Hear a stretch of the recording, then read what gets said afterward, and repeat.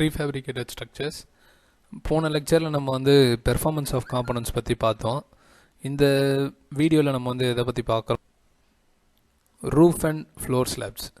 So roof and floor slabs அப்படின்றப்ப ஜென்ரலாக நம்மளுக்கு பில்டிங் அப்படின்னு எடுத்துக்கிட்டிங்கன்னா நம்மளுக்கு நிறைய காம்பனன்ட்ஸ் இருக்கும். அதில் ஒன்று தான் ரூஃப் அண்ட் ஃப்ளோர் ஸ்லாப் அப்படின்றது. இது எதுக்காக அப்படின்னா மெயினாக நம்மளுடைய லோட்ஸ் எல்லாமே ரெஸ்ட் ஆகணும், பேசிக்காக ஒரு காம்பனன்ட் தேவை அப்படின்னா ரூஃப் அண்ட் ஃப்ளோர் ஸ்லாப் சொல்லுவோம்.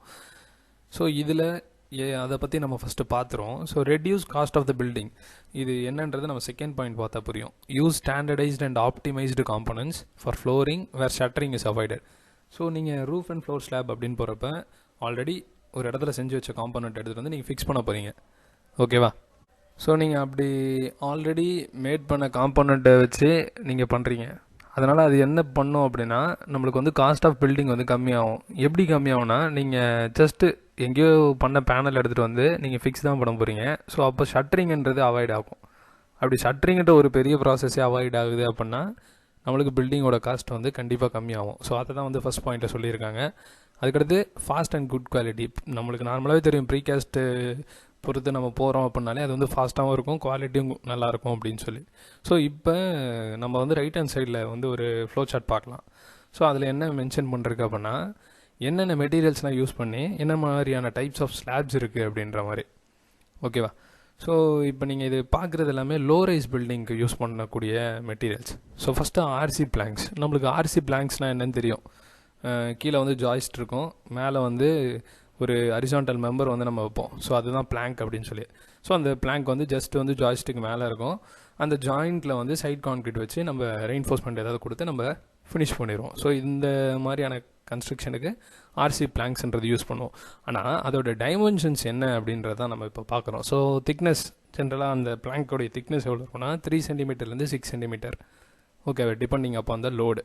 அதுக்கடுத்து விட்த்து வந்து 30 சென்டிமீட்டர்லேருந்து மேக்ஸிமம் 150 சென்டிமீட்டர் வரை இருக்கும். ஸோ இதுதான் ஒரு பிளாங்கோடைய அந்த ஒரு மெம்பருடைய சைஸ், ஓகேவா, அந்த காம்பனண்ட்டுடைய சைஸ். அதுக்கடுத்து பிரிக் பேனல். பிரிக் மெட்டீரியலில் போகக்கூடியது எல்லாமே பிரிக் பேனல், ஓகே. ஸோ பிரிக் மெட்டீரியலை வச்சு ஒரு ரூஃபிங் காம்பனண்ட் வந்து ரெடி பண்ணுறீங்க அப்படின்னா அது வந்து பிரிக் பேனல்.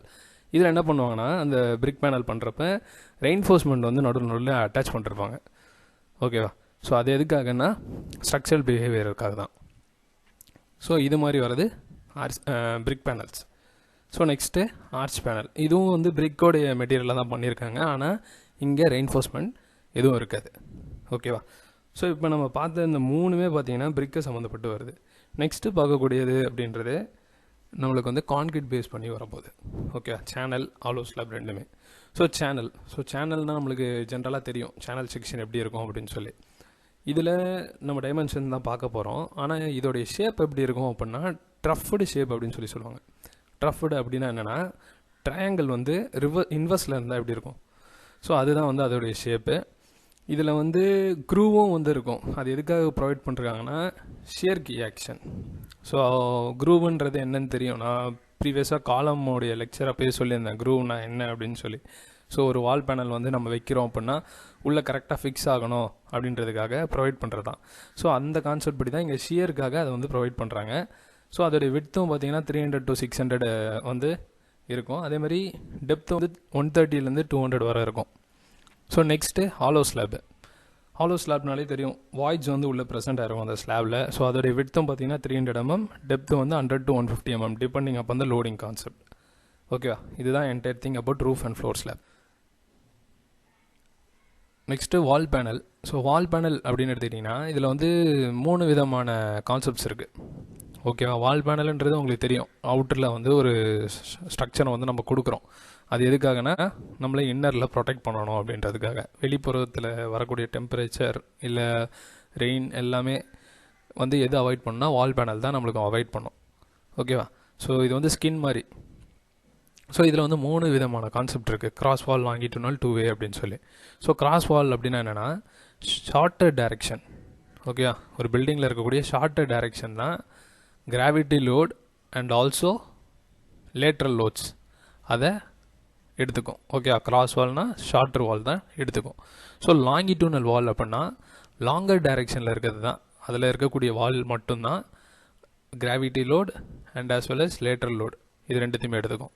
2-வே சிஸ்டம் அப்படின்னு போகிறப்ப ரெண்டுமே எடுத்துக்கும். கிராஸ் வாலும் எடுத்துக்கும், லாங்கிடியூனல் அதாவது ஷார்ட்டர் டேரக்ஷன் எடுத்துக்கும், லாங்கிடியூனல் டேரக்ஷன் எடுத்துக்கும். ஸோ இதுதான் இதோடைய டிஃப்ரென்ஸ். ஸோ இதெல்லாமே ஹை-ரைஸ் பில்டிங் யூஸ் பண்ணுற மாதிரி வரும். ஸோ இதுதான் entire thing about wall panel. ஓகேவா? So next construction. இவ்வளோ நேரம் நம்ம முன்னாடி பார்த்தது எல்லாமே காம்பனன்ட்ஸ் தனித்தனியாக பார்த்தோம், அது டைமென்ஷன் இதை பொறுத்து பார்த்தோம். இப்போ வந்து நம்ம கன்ஸ்ட்ரக்ஷன், ரூஃபு, ஃப்ளோர் ஸ்லாப், வால் பேனல் கன்ஸ்ட்ரக்ட் பண்ணுறோம் அப்படின்னா ஜென்ரலாக ப்ரீகேஸ் காம்பனன்ட் அப்படின்றது உங்களுக்கே தெரியும், ரீசைக்கிளபிள் தான். நீங்கள் திரும்ப வேணும்னா எப்போ வேணாலும் எடுத்துகிட்டு திரும்ப வேறு சைட்டில் கூட ஃபிக்ஸ் பண்ணிக்கலாம். பட் ஆனால் அந்த ஃபவுண்டேஷன் இந்த மாதிரியான ஒர்க் மட்டும் இருக்கும். ஸோ இதுக்கடுத்து என்ன மெயினாக சொல்கிறாங்க அப்படின்னா, இதில் வந்து வேஸ்டேஜ், சிமெண்ட் வேஸ்டேஜ் வந்து கம்மியாகும் சிவியராக அப்படின்றாங்க.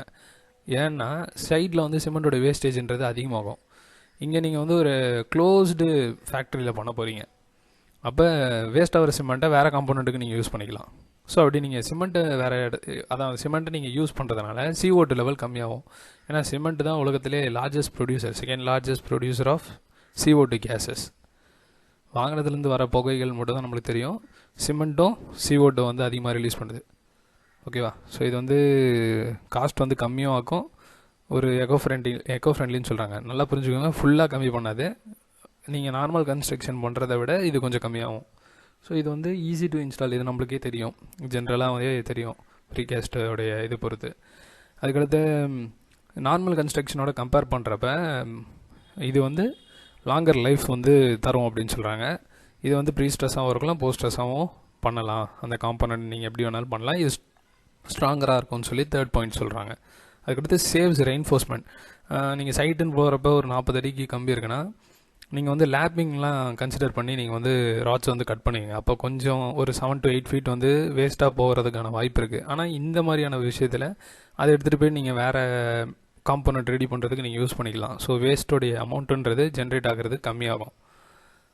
அதுக்கடுத்து நீங்கள் இப்போ ஃபேக்ட்ரி, க்ளோஸ்டு ஃபேக்ட்ரின்னு போகிறதே ஒரு சென்ட்ரலைஸ்டு ப்ரொடக்ஷன் அப்படின்னு சொல்லுவாங்க. ஸோ அதுவே நம்மளுக்கு வந்து நிறைய ஷேப்பு, சைஸ் வந்து நம்மளுக்கு தரும் அப்படின்னு சொல்கிறாங்க. அந்த மாதிரி பண்ணுற காம்பனன்ட்ஸ் எல்லாமே நிறைய ஷேப்ஸ், சைஸஸ் வந்து உங்கள் சைட்டுக்கு ஏற்ற மாதிரி கிடைக்கும். ஸோ நெக்ஸ்ட்டு நீங்கள் வந்து இப்போ ரா மெட்டீரியல் நார்மலாக வந்து சிமெண்ட்டு, சாண்டு இதுதான் நம்ம வந்து யூஸ் பண்ணிக்கிட்டே இருப்போம். நீங்கள் வால் பேனல் போகிறப்ப அதோடைய லோடு தகுந்தாப்பில் லைட் வெயிட்டாகவோ இல்லை நம்மளுக்கு வந்து நார்மலாக உள்ள தேவையான காம்பனண்ட்டோ என்ன மாதிரி வேணுமோ அதை மாதிரி எடுத்துக்கலாம். ஆனால் நீங்கள் சைட்டு நார்மல் கன்ஸ்ட்ரக்ஷன் போகிறீங்கன்னா கான்க்ரீட் ஜென்ரலாக என்ன பண்ணுவோமோ அதான் பண்ணுவோம். ஸோ ரா மெட்டீரியல் புதுசாக எதுவும் பண்ண மாட்டோம். டிபெண்டிங் அப்போ அந்த லோடை பொறுத்து தான் இதில் வந்து ப்ரீஃபேப்ரிகேஷனில் நம்ம வந்து பண்ணலாம். அதுக்கான சாய்ஸ் இருக்குது. அதுக்கடுத்து higher thermal insulating value. So இப்போ இந்த தெர்மல் இன்சுலேட்டிங் வேல்யூனாலே உங்களுக்கு புரியும், சாண்ட்விச் பேனல் அப்படின்னு சொல்லி. ஸோ அதுக்கு வந்து பாலியுரித்ரேன் அப்படின்ற மாதிரியான ஒரு இன்சுலேட்டிங் மெட்டீரியல் வந்து யூஸ் பண்ணலாம். இது வந்து சைட்டில் நம்மளால் பண்ண முடியாது. நம்ம க்ளோஸ் ஃபேக்ட்ரியில் வந்து அந்த ரெடி பண்ணுற பேனலில் இந்த டெக்னாலஜி யூஸ் பண்ணலாம். ஸோ இது வந்து ஒரு அட்வான்டேஜ். ஸோ இதுதான் entire thing about construction of roof and floor slabs, wall panel பொறுத்து. So next large panel system. So large panel சிஸ்டம்னாலே உங்களுக்கு புரியணும், பேனல் இன் லார்ஜ் சைஸ். அதை ஒரு சிஸ்டமாக பண்ணி ஒரு பில்டிங்கை முடிக்கிறோம். ஸோ இதுதான் லார்ஜ் பேனல் சிஸ்டம். இது வந்து மல்டி ஸ்டோரி ஸ்ட்ரக்சர்ஸ்க்கு வந்து மெயினாக யூஸ் ஆகும். லார்ஜ் வாலு, ஃப்ளோர் கான்க்ரீட் இதெல்லாம் வந்து நம்ம பண்ணலாம். இது இந்த மாதிரியான ஒரு பில்டிங்கை வச்சு நம்ம பண்ணலாம். ஓகேவா? இது வந்து box like structure, vertical and ஹரிசாண்டலும் கனெக்ட் ஆகும். ஓகேவா? ஸோ இப்போ நீங்கள் இந்த இமேஜ் பார்க்கலாம் நீங்கள் தெளிவாகவே. இதில் வந்து மேலே ஃபஸ்ட் இமேஜில் வந்து ஒரு நிறைய வால் பேனல் மாதிரியான காம்போனன்ட்ஸ் இருக்குது. கீழே வந்து க்ரெயின் வந்து லிஃப்ட் பண்ணுற மாதிரி இருக்குது. இது என்ன பண்ணோம் அப்படின்னா, லிஃப்ட் பண்ணி ஒவ்வொரு வால்லையும் வெர்டிக்கலாகவும் நிற்க வைக்கும். ஓகேவா? ஸோ இப்படி பண்ணுறதால இந்த இமேஜில் வரக்கூடிய மாதிரி, தேர்ட் இமேஜில் வரக்கூடிய மாதிரி ஒரு ஸ்ட்ரக்சர் வந்து நம்மளுக்கு கிடைக்கும். இதில் பீம், காலம் இந்த மாதிரியான எலமெண்ட்ஸ் எதுவுமே யூஸ் பண்ண மாட்டாங்க. இந்த மாதிரி பண்ணக்கூடியது பேர் தான் லார்ஜ் பேனல் சிஸ்டம். ஓகேவா? So now frame system. Frame system அப்படின்றப்ப லீனியர் எலமெண்ட்ஸ் அப்படின்னு சொல்கிறாங்க. இதெல்லாம் வந்து என்ன அப்படின்னா, நம்ம அந்த பீம், காலம் இதெல்லாம் யூஸ் பண்ணுறதா ஃப்ரேமுன்னு சொல்லுவோம். நம்ம நார்மல் கன்ஸ்ட்ரக்ஷனே பார்த்துருந்தீங்கன்னா பீமு ஃபஸ்ட்டு காலம் ஃபஸ்ட்டு கிரவுண்ட்லேருந்து எழுப்போம், அதுக்கடுத்து பீம் போடுவோம், நம்ம அப்படியே பிரிக் ஒர்க்கை வந்து நம்ம பண்ணுவோம். இதுதான் நார்மலாக நம்ம பண்ணுறது. அதே மாதிரி தான் இங்கே காம்பனண்ட் வந்து பீமு காலம் இந்த மாதிரிலாம் காம்பனண்ட் வந்து வேறு இடத்துல செஞ்சதை எடுத்துகிட்டு வந்து சைடில் ஃபிக்ஸ் பண்ணிடுவோம். ஃபிக்ஸ் பண்ணிவிட்டு அதுக்கடுத்து எங்கெங்கெல்லாம் வந்து சைட் கான்க்ரீட் பண்ணணுமோ, அதாவது 2 reinforcement beam to beam connect பண்ணுறீங்கன்னா அந்த 2 ரெயின்ஃபோர்ஸ்மெண்ட் வந்து வெல்ட் பண்ணணும். ஸோ அந்த இடத்துல வந்து நீங்கள் சைட் கான்க்ரீட் போடணும். ஸோ அந்த மாதிரி பண்ணிவிட்டு இதில் வந்து ஃபர்தராக இதை எக்ஸ்டெண்ட் பண்ணி நம்மளுக்கு பிரிக் ஒர்க் தேவை, பிரிக் ஒர்க்கு இந்த மாதிரி நம்ம வந்து பண்ணக்கூடிய சிஸ்டம் பேர் ஃப்ரேம் சிஸ்டம். ஸோ இதுதான் வந்து லார்ஜ் வாலுக்கும் ஃப்ரேமுக்கும் இருக்க டிஃப்ரென்ஸ். ஸோ இதில் வந்து செகண்ட் இமேஜ் நீங்கள் பார்த்தீங்கன்னா தெரியும் ஒரு கம்ப்ளீட்டட் ஃப்ரேம் வந்து எப்படி இருக்கும் அப்படின்னு சொல்லி. ஸோ இவ்வளோ தான்.